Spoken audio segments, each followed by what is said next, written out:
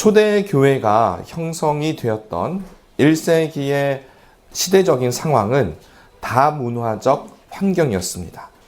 그 중에서도 대표적인 문화가 그리스 헬라 문화가 주축이 되어 있었고, 또 그곳을 지배하던 로마 제국의 로마 문화가 있었습니다.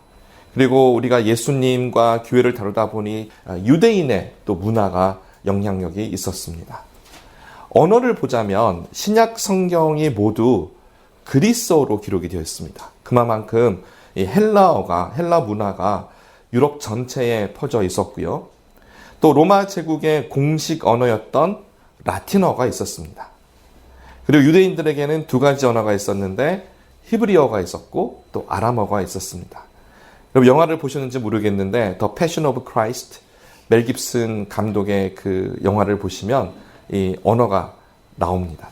당시 로마 제국이 많은 나라들을 점령했고요. 그래서 유럽 전체가 로마 제국 아래에 들어갔습니다.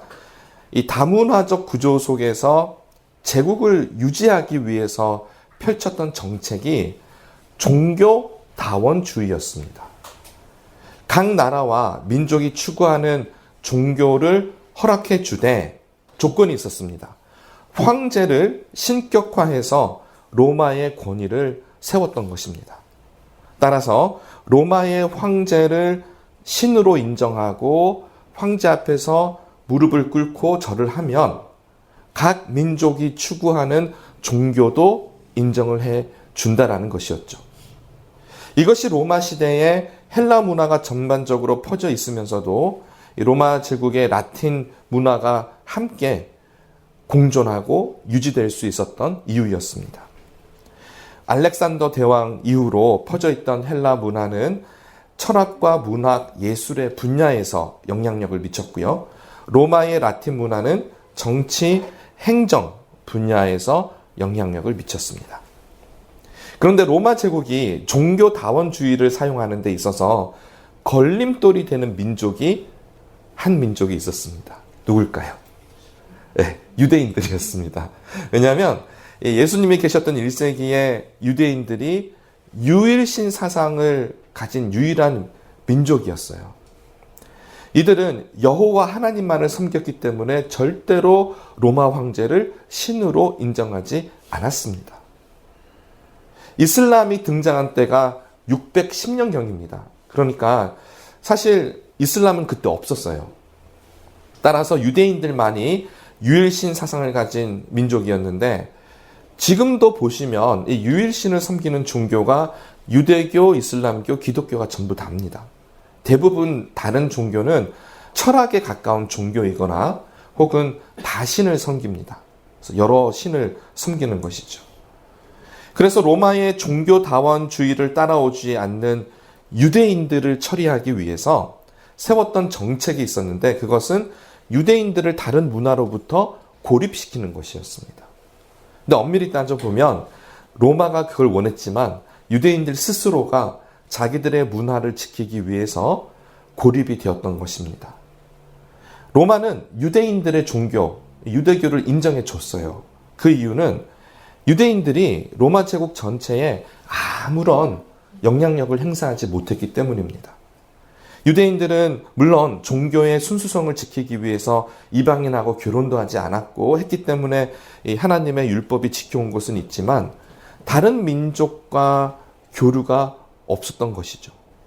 그들만의 리그를 만들어주면 로마에서는 유대인들을 관리하기가 쉬웠던 것입니다.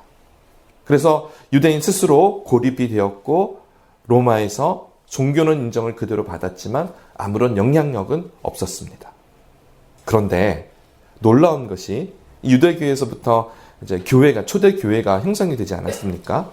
1세기에 등장한 초대 교회는 로마에게 있어서 심각한 도전이 되었습니다. 이들은 오직 하나님 한 분만을 믿으면서도 사회 곳곳에 깊숙이 침투해 들어갔습니다. 과히 제3의 물결이라고 The Third Wave라고 할 정도로 거대한 영향력을 로마 제국에 미쳤습니다. 초대 교회가 유대인 공동체와 달랐던 가장 큰 차이점은 스스로 고립되지 않았다라는 것입니다. 유대인들은 그들의 문화를 지키기 위해서 다른 문화와 단절을 했다면 초대교회 성도들은 역으로 예수 그리스도의 복음을 전하기 위해서 다른 문화로 아주 보이지도 않게 침투해 들어간 것입니다. 다른 문화에서 복음을 전하는 것을 우리는 선교라고 합니다. 교회에서 이 선교의 정신이 있어요. 이 스피릿이 있어요. 그래서 로마 제국은 교회의 성도들을 탄압하고 핍박하고 처형까지 했던 그 까닭이 바로 이 선교가 교회의 주축이 되었기 때문입니다. 유대교처럼 차라리 스스로를 고립시켰다면 로마는 교회 성도들을 유대교의 하나 정도로 그렇게 생각을 했을 겁니다. 그런데 교회는 달랐습니다.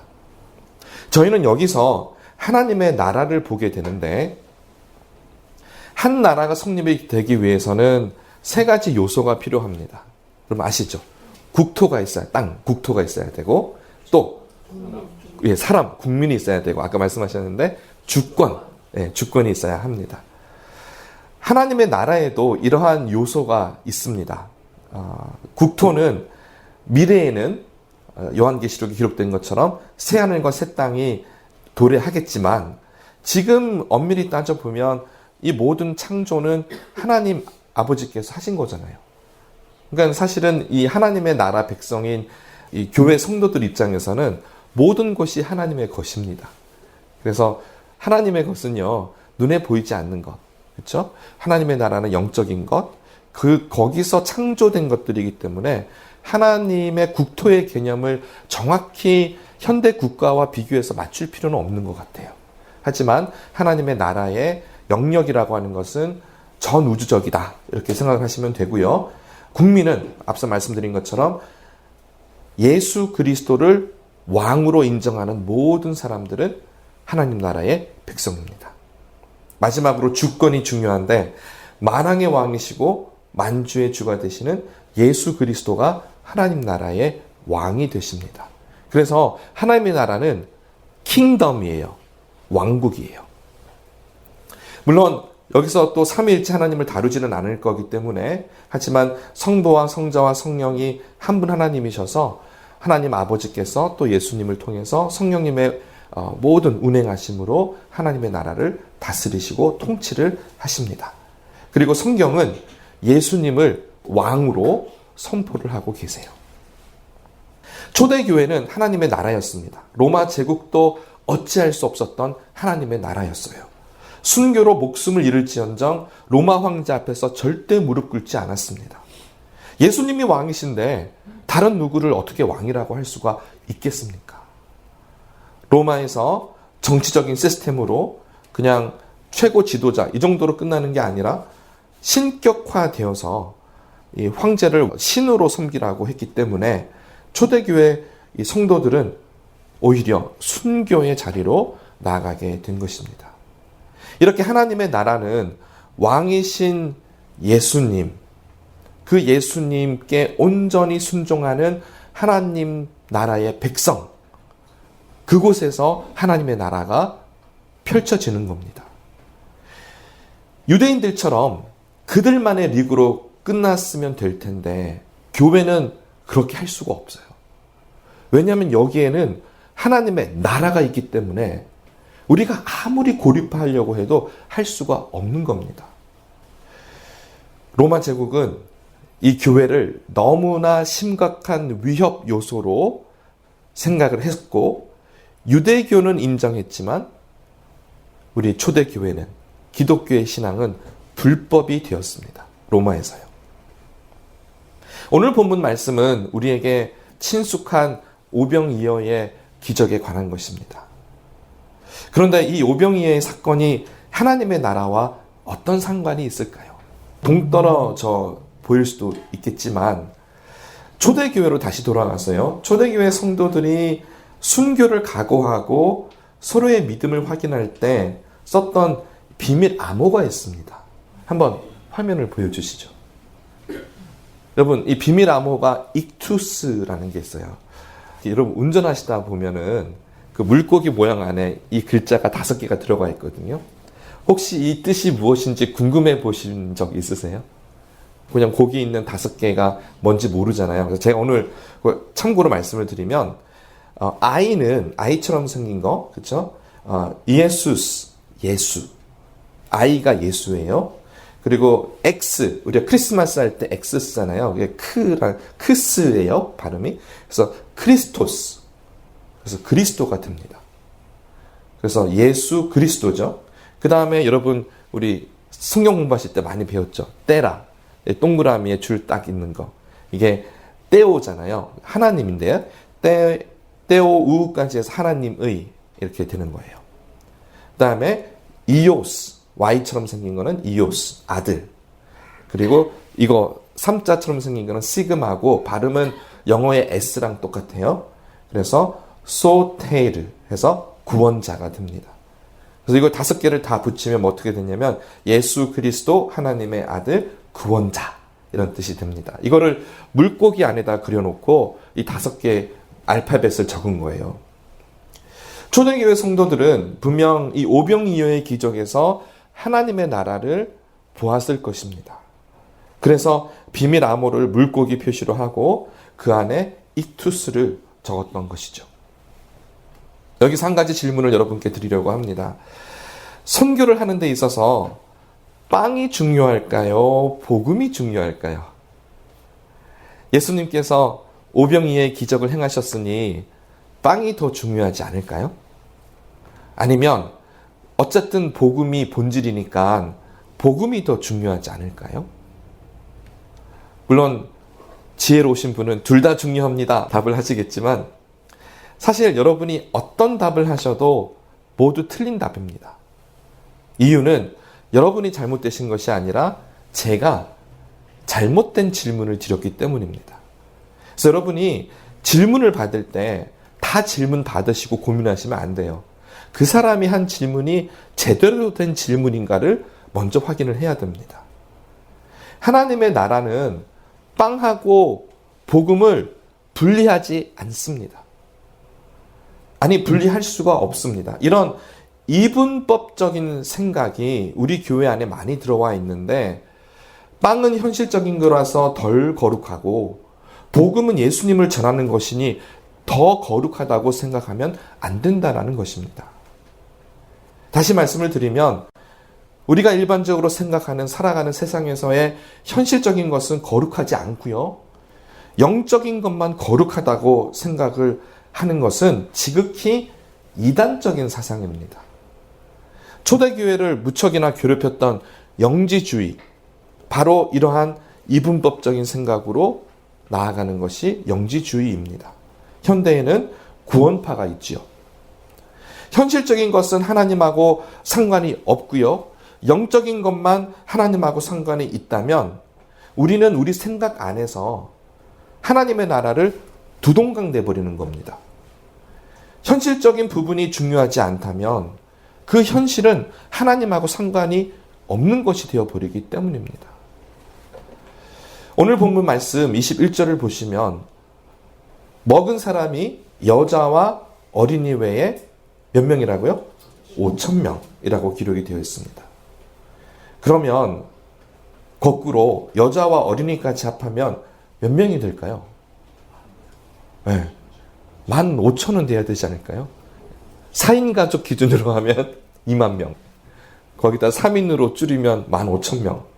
그렇죠? 어린애도 뭐 먹는 게 좀 양이 적을 수는 있겠지만 어쨌거나 숫자는 어마어마한 인원입니다. 그리고 나서 남은 음식이 12바구니였어요. 근데 이거를 오병이어 떡 5개 하고 물고기 2마리로 먹인 겁니다. 여러분 2만 명 정도 되면요. 어느 정도인지 여러분 상상이 되세요?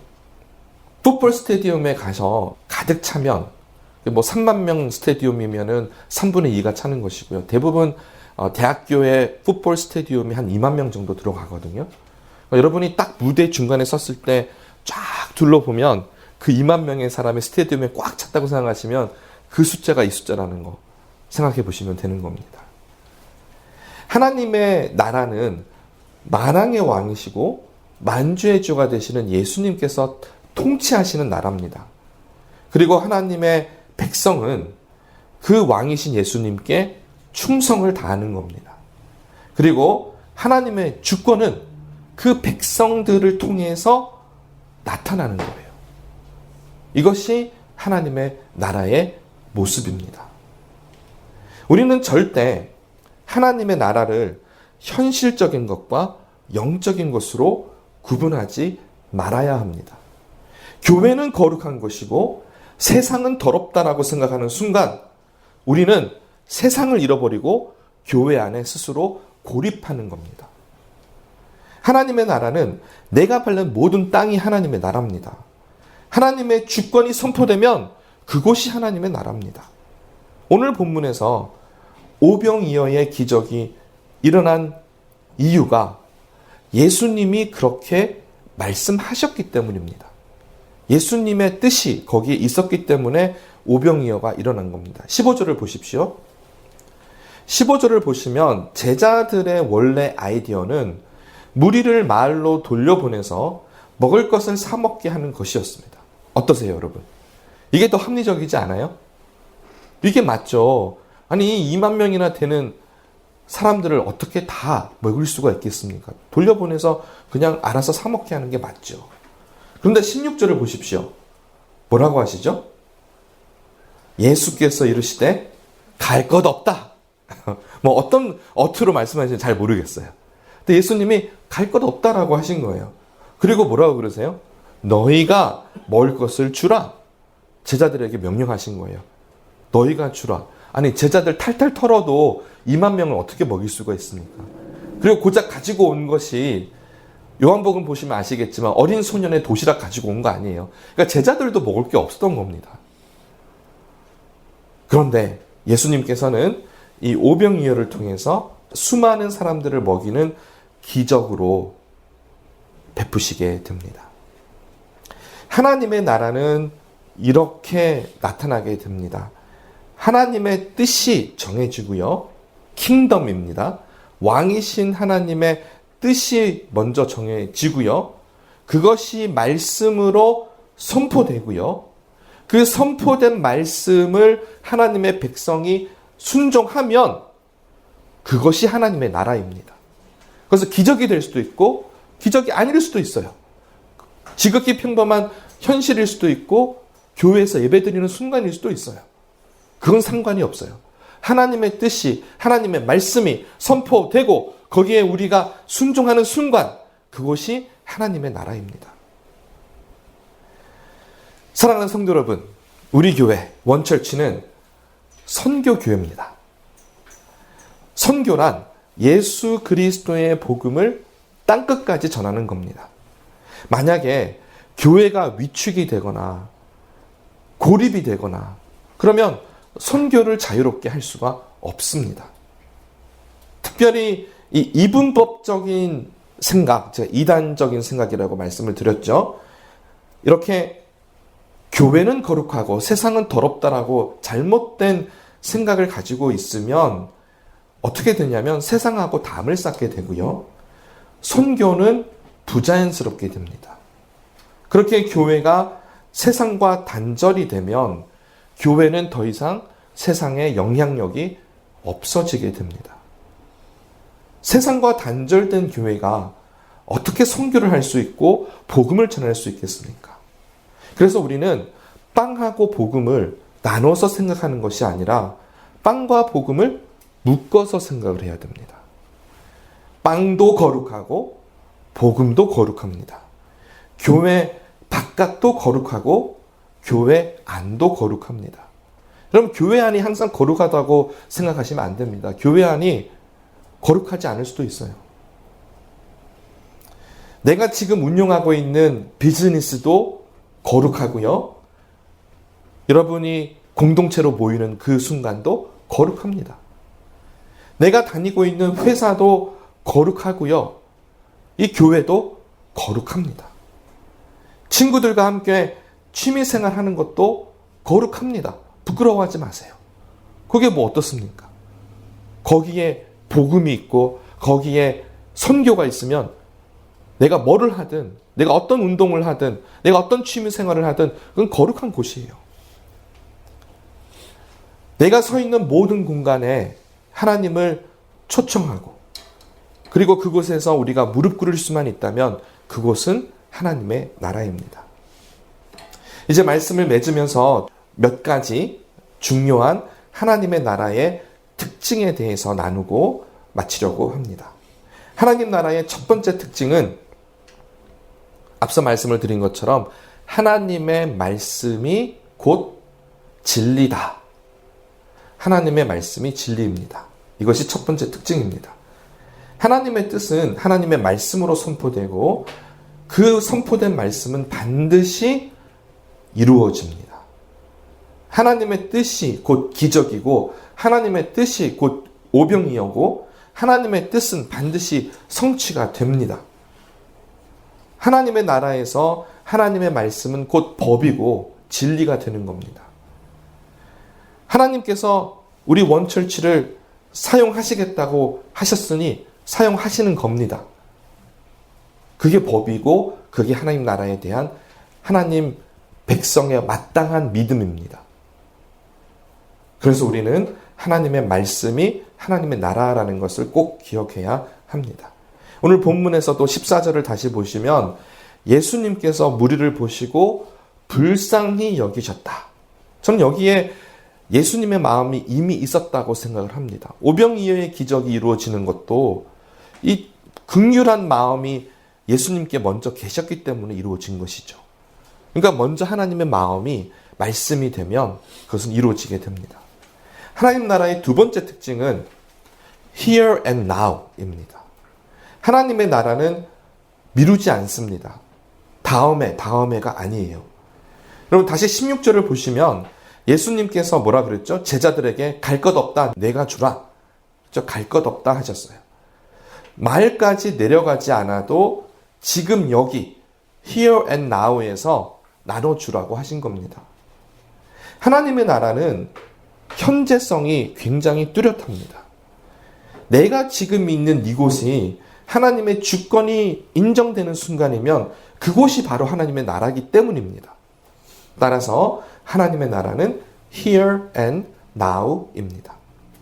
하나님 나라의 세 번째 특징은 풍성함에 있습니다. 하나님의 나라는 절대 인색하지 않습니다. 우리가 함께 추정해 봤지만 2만 명, 어쩌면 더 많을 수도 있고 적을 수도 있지만 이렇게 많은 사람들이 20절을 보시면 어떻게 먹었다고요? 배불리 먹었어요. 그냥 먹은 게 아니에요. 다 배불리 먹었어요. 그리고 나서 남은 바구니가 12바구니였습니다. 그러니까 인색하게 얼마 안 되니까 야, 조금만 먹어? 좀 배고파도 참아? 이게 아니라 풍성함에 있어요. 하나님의 나라는 누리는 겁니다. 세상은 늘 모자라고 인색하지만 하나님 나라는 풍성해서 나누면 나눌수록 더 풍성해집니다. 이게 오병이어의 기적이에요. 우리가 가진 것은 없어도요, 나누잖아요? 그러면 거기에서 하나님의 풍성함이 나타나게 됩니다. 이제 마지막 특징, 하나님 나라의 네 번째 특징은 진취적이고 야성이 있습니다. 상대방이 올 때까지 기다리는 것이 아니라 먼저 다가갑니다. 그것이 하나님의 나라예요. 오늘 19절을 또 보시면 예수님께서 오병이어를 축사하시고 떡을 떼어서 제자들에게 주었고 제자들이 무리에게 다가가서 다시 나누어 주었습니다. 저는 이런 생각했어요. 오병이어 2만 명쯤 되면 줄 세우고 여기 남자 5천 명 여기 줄, 여자들 여기 다음 이렇게 해가지고 여기서 받아가 이렇게 하면 되게 쉽잖아요. 근데 오늘 말씀을 보시면 하늘을 우러러 축사하시고 그걸 제자들에게 나눠주고 제자들이 또 나눠줬어요. 교회의 모습인 것 같아요. 하나님의 나라는 사람들이 올 때까지 기다리는 게 아니라 먼저 다가가는 겁니다. 예수님께서 승천하시기 전에 제자들에게 명령하시기를 가서 가라는 것이죠. 모든 민족을 제자 삼으라 하셨죠. 하나님의 나라는 멈추어서 오기를 기다리는 곳이 아니라 복음을 전하기 위해서 흩어지는 겁니다. 그래서 저희 교회는 그 목적 자체가 흩어지는 교회예요. 우리가 교회가 작은 공동체로 모이려고 하는 이유가 흩어지기 위해서입니다.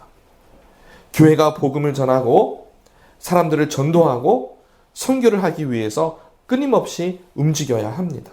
내가 밟는 그 땅이 하나님의 나라라는 것을 선포하는 이 우리의 모든 행위에는 야성이 있어야 됩니다. 그냥 주저앉아 있으면 아무 일이 안 일어납니다. 하나님 약속하신 가나안 땅에 들어갔을 때 전쟁이 있었죠. 영적으로 전쟁을 해야 하는 겁니다. 우리 교회는 한 영혼을 품고 복음을 전하는 교회입니다. 이것이 우리 교회의 비전이지 않습니까?